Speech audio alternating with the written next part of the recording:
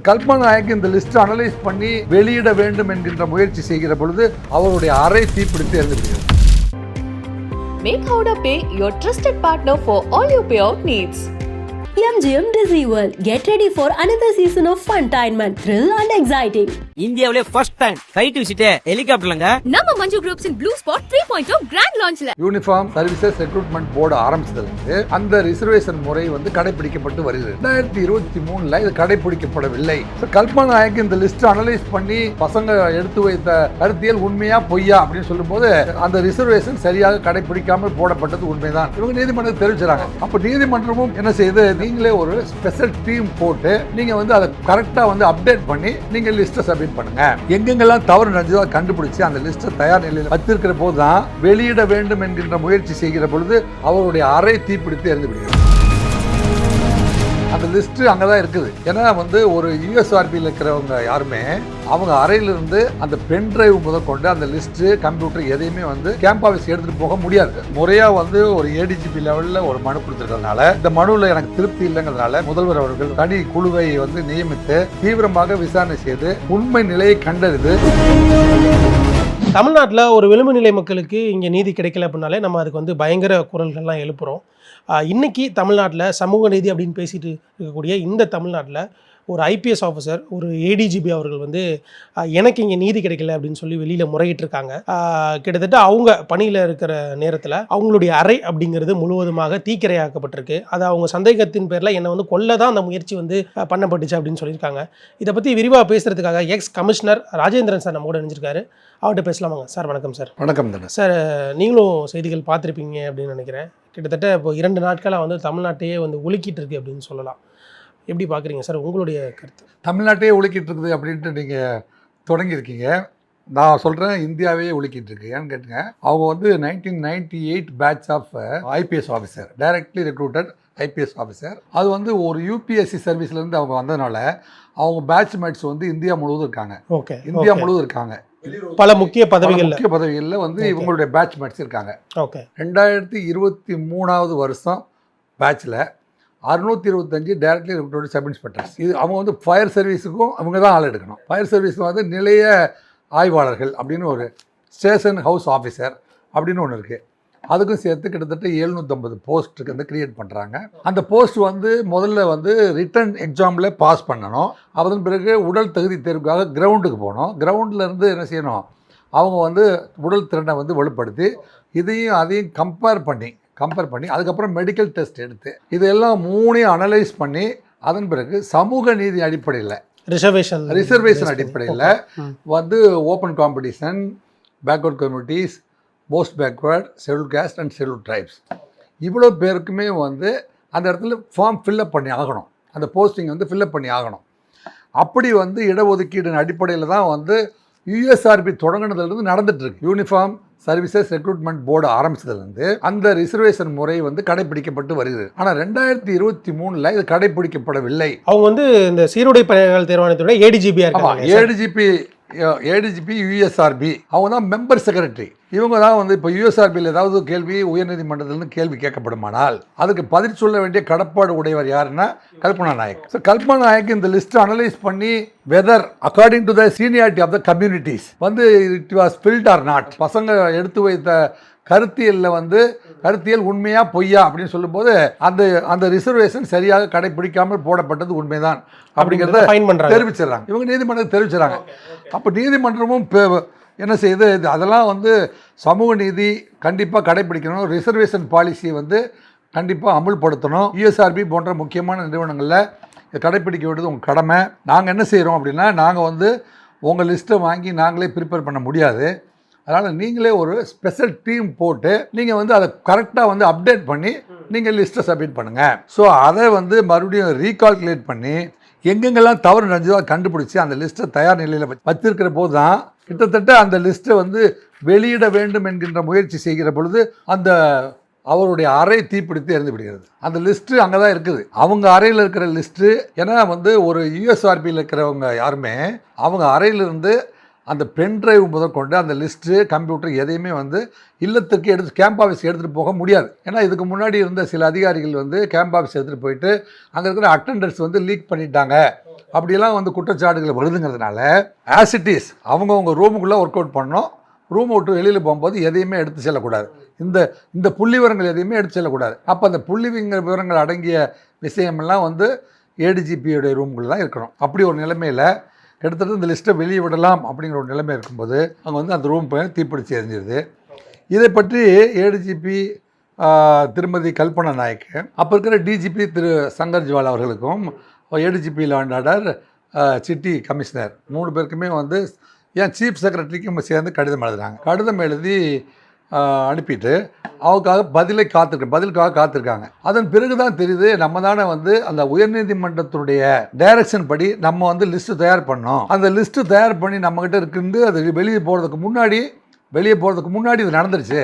அதுக்கப்புறம் பார்த்தீங்கன்னா இவங்க வந்து அந்த ரூம் ஃபயர் ஆக்சிடென்ட் ஆனோடனே இவங்க நாலேஜ் இல்லாமல் அந்த லிஸ்ட் வந்து வெளியிடப்பட்டு விட்டது அப்படிதான் அவங்க கிளைம். ஸோ அவங்க கிளைம் பண்ணுறது என்னுடைய நாலேஜுக்கு இல்லாமல் அந்த லிஸ்ட் வந்து வெளியிடப்படுகிறது அப்படின்னு சொல்கிறாங்க. அதன் பிறகு பார்த்தீங்கன்னா இப்போ எங்கே ஒர்க் பண்ணுறாங்க அவங்க? சரி, இப்போ சிலை தடுப்பு பிரிவில் இருக்காங்க. அவங்க போஸ்டிங் போட்டது 12வது மாதம் பார்த்தீங்கன்னா 14/12/2023 23 உள்ளே வர்றாங்க. 24லேயே வந்து இதுக்கப்புறம் அவங்க என்ன செய்கிறாங்க, அந்த கம்ப்ளைண்ட்லாம் பண்ணதுக்கப்புறம் சிலை தடுப்பு பிரிவுக்கு 1 வருஷம் தான் அவங்க இருக்காங்க. அங்கே அவங்க டிரான்ஸ்ஃபரும் பண்ணப்பட்டதாங்க. ஏன்னா அவங்க வந்து அப்போ தான் அவங்க நினைக்கிறாங்க நம்ம வந்து எதுக்காக வந்து அங்கே போடப்பட்டோம், அங்கே வந்து உண்மையை தானே பேசணும், ஆனால் அங்கேருந்து நம்ம மாற்றப்பட்டோம். சரி, அந்த விசாரணையாவது. சரி, இப்போ எனக்கு இங்கே ஒரு கேள்வி என்ன அப்படின்னா, இவங்க ஒரு குற்றச்சாட்டு வைக்கிறாங்க, இந்த மாதிரி என்னுடைய அறை வந்து தீப்பிடிச்சு வந்து எரியுது அப்படின்னு சொல்கிறாங்க. அதுக்கு சங்கர் ஜிவால் அவங்கள்ட்ட போகிறாங்க. அவங்க என்கொயரி பண்ணிவிட்டு ஒரு ஸ்டேட்மெண்ட் சொல்லியிருக்காங்க, இது வந்து அந்த ஏசிலேருந்து வந்த ஒரு ஷார்ட் சர்க்யூட்னால தான் இந்த ஃபயர் ஆக்சிடென்ட் அப்படிங்கிறது ஆயிருக்கு, வேற இதில் எந்த உள்நோக்கமும் இல்லை அப்படிங்கிற மாதிரி விஷயத்த சொல்லியிருக்காங்க. டைரக்டர் ஜெனரல் ஆஃப் போலீஸ் பொறுத்த வரைக்கும் பார்த்தீங்கன்னா அவர் நியாயமாக சொல்லியிருக்காரு. டிஜிபி என்ன சொல்லியிருக்காரு, அவர் வந்து விசாரணைக்கு ஆணையிடுறாரு. அங்கே ட்ரிப்ளிகேட் டிசி வந்து அங்கே இருக்கிற எக்ஸ்பர்ட்ஸ் எல்லாம் ஃபாரன்சிக் எக்ஸ்பர்ட்ஸு எல்லாரையும் கூட்டிகிட்டு போயிட்டு முறையாக விசாரணை நடத்துகிறாங்க. அதன் பிறகு அது வந்து சிட்டியில் இருக்கிற சென்ட்ரல் கிரைம் பிரான்ச்சுக்கு அனுப்புது. அவங்க விசாரணை தொடங்குறாங்க. நீண்ட விசாரணைக்கு பிறகு அது வந்து அங்கே காப்பர் கம்பியினுடைய இதில் வந்து கரண்ட் ஷார்ட் சர்க்யூட் ஏற்பட்டு அந்த விபத்து நடந்தால் தான் சர்டிஃபிகேட் கொடுக்கப்பட்டிருக்கிறது. ஆனால் அந்த சர்டிஃபிகேட் மீது, அந்த சான்றிதழ் மீது, அந்த விசாரணை முடிவின் மீது கல்பனா நாயக் அவர்கள் திருப்தி அடையவில்லை. நீங்களும் நம்மளும் அல்ல. இந்த பிரச்சனை வெளியே வருவதற்கான காரணம் இந்த இப்படி ஷார்ட் சர்க்யூட்காக இல்லை, நான் வந்து இந்த உண்மையை வந்து வெளியில் சொன்னேன் அப்படிங்கிறதுக்காகவோ அல்லது நான் போட்ட லிஸ்ட்டு வந்து என்னுடைய நாலேஜ் இல்லாமல் வெளியிடணுங்கிறதுக்காக வந்து நான் அந்த அறைக்குள் போய் ஒருவேளை இருந்திருந்தால் நானும் சேர்ந்து எரிந்து போயிருப்பேன். அப்படி ஒரு நிலைமை ஏற்பட்ட பொழுதும் இதில் நீதி விசாரணை சரியாக நடைபெறவில்லை அப்படின்னு வந்து கல்பனா நாயக் ஐபிஎஸ் சொல்கிறாங்க. அவங்க வந்து எனக்கு இதுவே முரணாக இருக்குல்ல சார். ஒரு ஏடிஜிபி வந்து சொல்கிறாங்க அந்த அறைக்குள்ளே போய் தான் நானே எரிந்திருப்பேன் அப்படிங்கிறத ஏற்றுக்கொள். இப்போ இந்த ரூமில் நம்ம இருக்கோம், இப்போ இங்கே வந்து ஒரு ஷார்ட் சர்க்யூட் ஆகுது அப்படின்னா நம்ம இமீடியட்டாக என்ன பண்ணுவோம், ஒன்று அதை அணைக்க பார்ப்போம், இல்லை இங்கேருந்து வெளியேறும். இல்லை, பல நபர்கள் வந்து ரூமில் வந்து ஒரு ஃபயர் ஆக்சிடென்ட் ஆகும்போது தப்பிச்சு ஜன்னலை உடச்சிட்டு வெளியே போயிருப்பாங்க. அல்லது சில பேர் வந்து வெளியிலேருந்து ஓடி வந்து உள்ளே இருக்கிறவங்கள பாதுகாப்பாக எடுத்துகிட்டு போயிருப்பாங்க. யூஎஸ்ஆர்பிங்கிறது வந்து அங்கே வந்து எக்மோரில் கமிஷனர் ஆஃபீஸ்க்குள்ளே இருக்கிற ஒரு பில்டிங்கு, பழைய கமிஷனர் ஆஃபீஸில் இருக்கிற ஒரு பில்டிங்கு. கண்டிப்பாக அவங்கள ரெஸ்கியூ பண்ணியிருப்பாங்க அப்படிங்கிறதெல்லாம் நான் ஏற்றுக்கிறேன். இது கல்பனா நாயக் ரெஸ்கியூ பண்ணுறத தாண்டி அவங்களே செல்ஃபாக வெளில வந்திருக்கலாம் இல்லையா? அவங்களே வெளியில் வர முடியும். ஒரு ஏடிஜிபி லெவலில் இருக்கும்போது அவங்க அறைக்குள் இருந்தால் அவங்களுக்கு வந்து அட்டெண்டர்ஸு 2 பேர் கேம்ப் கிளர்க் எல்லாருமே இருப்பாங்க. அவங்கள ரெஸ்கியூ பண்ணியிருப்பாங்க. ஆனால் அதையும் தாண்டி கல்பனா நாயக் என்ன சொல்கிறாங்கன்னா, நான் வந்து உயர்நீதிமன்றத்தில் கொடுத்த ரிப்போர்ட்டும் நான் வந்து சமூக நீதி அடிப்படையில் ஃபில்லப் பண்ணி கொடுத்த ப்ரிப்பேர் பண்ண லிஸ்ட்டு போன்றவை எல்லாம் வந்து திருப்தி அடையாமல் வந்து இது போன்ற ஒரு செயல் நடந்ததாக அவர்கள் கருதுகிறார்கள். இப்போ அவங்க வந்து இந்த செகண்டரி ஒரு ரிப்போர்ட் ப்ரிப்பேர் பண்ணுறாங்க இல்லையா, அந்த ரிப்போர்ட்டும் இந்த அறை எரிந்ததுக்கு பிறகு வெளியான ரிப்போர்ட்டும் சேமாக இல்லைங்கிறாங்களா அவங்க? இதை வந்து இவங்க தான் அங்கேருந்து ட்ரான்ஸ்ஃபர் ஆகிடுறாங்களே. வந்து லிஸ்ட்டு வந்து என்னுடைய நாலேஜுக்கு இல்லாமல் வந்து அந்த லிஸ்ட்டு வந்து பப்ளிஷ் பண்ணப்பட்டது. யார் சார் பண்ணியிருப்பா? அவங்க தான் செக்ரட்டரி. அவங்க வந்து மெம்பர் செக்ரட்டரி அப்படின்னா 3 பேர் சொந்த குழு அமைக்கிறாங்க. அந்த குழுவில் இவங்க செக்ரட்டரினா மீதி 2 மெம்பர் இருப்பாங்க. அந்த 2 மெம்பர் யாராக இருப்பாங்க? உயர்துறை இல்லை, எல்லாருடைய பேரையும் வந்து நம்ம அவங்க மேலே தேவையான இல்லை பேராக கேட்கல, பொசிஷன் வைஸ் கேட்குறேன். இப்போ அவங்க ஐஜி லெவலில் இருப்பாங்க. ஓகே, ஐஜி லெவலில் இருப்பாங்க. அடுத்த மெம்பர் செக்ரட்டரி, அடுத்த ஏடிஜிபி இப்போ இவங்க வந்து சிலை தடுப்புக்கு போனதுப்போ அதுக்கு அடுத்த ஏடிஜிபி வந்திருப்பார். ஸோ அந்த ரிலீஸ் பண்ணப்படுதுன்னு வைங்களேன். இவங்க ப்ரிப்பேர் பண்ண லிஸ்ட்டில் இவங்களுக்கு என்ன அழுத்தம் இருந்ததோ அதை வந்து என்னால் நிறைவு செய்ய முடியலங்கிறனால தான் என்னை ட்ரான்ஸ்ஃபர் பண்ணிவிட்டு அவங்க வந்து லிஸ்ட்டை வந்து வெளியிட்டிருக்காங்க. எனக்கு வந்து என்னுடைய மனுவுக்கு உரிய நீதி கிடைக்கவில்லை அப்படின்னு அவங்க மனசு சொல்லுது. அதன் அடிப்படையில் தான் வந்து இந்த மனு கொடுக்கப்பட்டிருக்கிறது என்று சமூகம் வந்து கேள்விகளை எழுப்பியிருக்குது.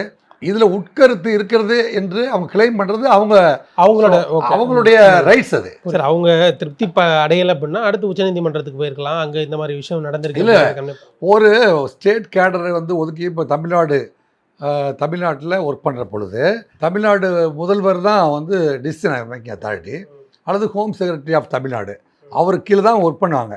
முதல்வர் கீழே தான் காவல்துறையுமே இருக்கு. காவல்துறை வந்து முதல்வருடைய கண்ட்ரோல் இருக்கு. நேரடியாக அவங்க முதல்வரை வந்து சொல்லவில்லை. நான் டிஜிபி கிட்டையும் சீஃப் செக்ரட்டரிட்டையும் ஹோம் செக்ரட்டரிட்டையும் நான் வந்து மனுக்களை சமர்ப்பித்தேன். ஆனால் வந்து எனக்கு உரிய நீதி கிடைக்கவில்லை.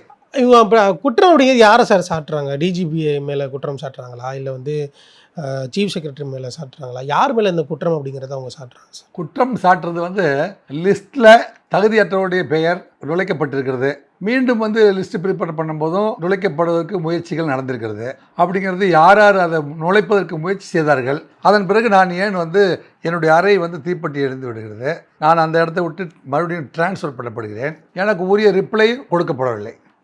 நான் வந்து இப்போ 9/7/2024 அன்றைக்கு நான் மனு கொடுத்திருந்த போதிலும் எனக்கு அந்த ரிப்ளை வந்து கம்யூனிகேஷன் கொடுக்கப்படவில்லை. ஏன்னா இப்போ it was not properly communicated to me அப்படிங்கிறது தான் அவங்களுடைய பிளே. அவங்களும் வந்து மனமும் வந்து வெளியில் வந்து இவங்கெல்லாம் வந்து இந்த லிஸ்ட்டில் இவங்களை சேர்க்க சொன்னாங்க அப்படின்னு எதுவும் சொல்லலை. அப்படி அவர்களே சொல்லாத பட்சத்தில் நம்ம வந்து எதையும் அதில் கருத்து கூற வாய்ப்பில்லை. சார் இந்த கேஸ் விட்டுறேன் சார், நான் பொதுவாக கேட்குறேன். இந்த மாதிரி நீங்கள் காவல்துறையில் இருந்திருக்கீங்க, நீங்களும் நிறைய விஷயங்கள் பார்த்துருப்பீங்க. இந்த மாதிரி விஷயங்கள் நடக்குமா சார்? இந்த மாதிரி விஷயங்கள் வந்து யூஎஸ்ஆர்பின்னு ஒன்று எப்படி வடிவமைப்பு வந்துச்சுன்னா, முதல்ல பார்த்தீங்கன்னா Tamil Nadu public service 1979 1979 batch sub inspector தேர்வுகளை வந்து தேர்வு செய்கிறதுக்கு வந்து கடந்த 1982 அப்போ இருந்து ஆரம்பிக்குது. 82, 83, 86, அதுக்கப்புறம் 73, அப்புறம் 87 எங்கள் பேட்ச், அப்புறம் 93, 97, 96 இப்படிலாம் வந்துட்டு இருக்குங்களேன். இதில் வந்து நீண்ட நெடுங்காலமாக வந்து சப் இன்ஸ்பெக்டர் தேர்வு இந்த அரசியல்வாதிகளுடைய வாரிசுகள் வந்து எப்படியாவது உள்ளே நுழைஞ்சிடுறாங்க அப்படிங்கிற ஒரு மிகப்பெரிய போர் நடந்துட்டு தான் இருக்குது சார். அந்த காலகட்டத்தில் அரசியல் தடை இருந்துச்சு அப்படிங்கிறத ஏற்றுக்க முடியுது. இப்போ நடந்திருக்கிறதுக்கும் அதுதான் காரணம்னு நினைக்கிறீங்களா? திரு கல்பனா நாயக் அவர்கள் யார் எனக்கு அழுத்தம் கொடுத்தார்கள் அல்லது இந்த லிஸ்ட்டில் இது மாதிரி சேர்த்தவர்கள் யார் அப்படிங்கிறத வந்து அவங்க வெளியில் சொல்லலை. அவங்களே வெளியில் சொல்லாத இருக்கிற வரைக்கும் இது வந்து நம்ம வந்து ஏதோ ஒரு காரணங்களை சொல்ல முடியாது, அது ஏற்புடையதாக இருக்காது. சார் அவங்க ஓப்பனாக சொல்ல வரலனாலும் இந்த கோர்ட்டில் போய் இவங்க முறையிடுறாங்க இல்லையா? ஆமா, கோர்ட்ல அக்செப்ட் பண்ணிட்டாங்க. ஆமா, அவங்க அக்செப்ட் பண்றப்ப தெரிஞ்சிருக்கு இல்லையா முறையீடு அப்படிங்கிறது. ஆமா, அதனாலதான் வந்து இப்ப ஒரே வருஷத்துல அந்த இடத்த விட்டு அவங்க டிரான்ஸ்ஃபர் பண்ணிட்டாங்க. இப்ப நீங்க புரிஞ்சுக்க வேண்டியது, ஒரே வருஷத்துல அந்த இடத்துல இருந்து அவங்க டிரான்ஸ்ஃபர் பண்ணிட்டாங்க. அவர்கள் வந்து லிஸ்ட் ப்ரிப்பேர் பண்ணி ஃபைனல் ஸ்டேஜில் இருக்கும்போது அவர் ரூம் எரிந்து விட்டது. அவருடைய நாலேஜ் இல்லாமல் அந்த அடுத்த லிஸ்ட்டு ஸ்டேட் ஆஃப் லிஸ்ட் வந்து வெளியிடப்பட்டுள்ளது. இவைகளை வைத்து நீங்க தான் யோசிச்சுக்கணும், பார்க்குற பொதுமக்கள் யூகித்துக் கொள்ள வேண்டியதான். ரிசர்வேஷன் அடிப்படையிலே ஒரு விஷயம் வந்து இங்கே வந்து போடப்படலை. ஏன்னா இங்கே வந்து ரிசர்வேஷன் வந்து பெரிய விஷயமா நம்ம பேசிட்டு இருக்கோம். 69% ரிசர்வேஷன் முக்கியத்துவமாக நம்ம பேசிட்டு இருக்கோம். டாக்டர் அம்பேத்கர் வந்து 18%. அப்புறம் பார்த்தீங்கன்னா விபி சிங் அவர்கள் வந்து அதை கொண்டு வந்து 69 கொண்டு வந்து நிற்கிறாங்க. இதுக்கு நடுவில் வந்து உயிரை விட்டவர்கள், வாழ்க்கையில் வந்து தியாகம் பண்ணவங்க வந்து 1000 பேர், லட்சக்கணக்கான. சார் சமூக நீதி இடஒதுக்கீன்னு பேசிகிட்டு இருக்கக்கூடிய இடத்துல ஒரு ஐபிஎஸ் அதிகாரி அவங்கள வந்து அவங்களுடைய வேலை பார்க்க விடாமல் ஒரு இடஒதுக்கீடுக்கு எதிராக ஒரு செயல் நடந்திருக்கு அப்படிங்கிறது எல்லாருமே கண்டிக்கக்கூடிய விஷயந்தான். இறுதியாக ஒரே ஒரு கேள்வி சார். இப்போ இந்த பெண் அதிகாரி வந்து வெளியில் வந்து பேச ஆரம்பிச்சிருக்காங்க. மேலே உள்துறை அமைச்சகம் வரையும் இது வந்து இந்த விஷயம் வந்து போய் சென்றிருக்கிறதா கேள்விப்பட்டோம். இதனுடைய அடுத்த ஸ்டெப் என்னவாக இருக்கும் சார்? அதாவது முறையாக வந்து ஒரு ஏடிஜிபி லெவலில் ஒரு மனு கொடுத்துருக்கிறதுனால, இந்த மனுவில் எனக்கு திருப்தி இல்லைங்கிறதுனால வேறு ஒரு குழுவை வந்து முறையாக வந்து முதல்வர் அவர்கள் வந்து ஒரு தனி குழுவை வந்து நியமித்து இதில் வந்து எது நீதி நடந்ததுக்கு மாற்றப்படும். தமிழகத்தை பொறுத்தவரை தமிழக முதல்வர் அவர்கள் சிறப்பு புலனாய்வு குழு ஒன்றை அமைத்து அவரிடம் வந்து தீவிரமாக விசாரணை செய்து உண்மை நிலையை கண்டறிந்து பொதுமக்களுக்கு தெரிவிக்க வேண்டிய பொறுப்பும் கடமையும் தமிழக முதல்வருக்கு இருக்கிறது. இல்லை என்றால் இவங்க எழுப்பிய கேள்விகள் வந்து விடை காணாமல் இருக்கிற பொழுது மக்களிடம் அவரவர்கள் எப்படி புரிந்து கொள்கிறாரோ அப்படித்தான் புரிந்து கொள்ளப்படும். நேரத்தை பயந்து ரொம்ப நன்றி sir. Thanks. Make Howrah Pay your trusted partner for all your payout needs. MGM Disney World. Get ready for another season of funtainment, thrill and exciting. இந்தியாவிலே ஃபர்ஸ்ட் டைம் சைட் விசிட் ஹெலிகாப்டர்லங்க. நம்ம Manju groups in blue spot 3.0 grand லான்ச்ல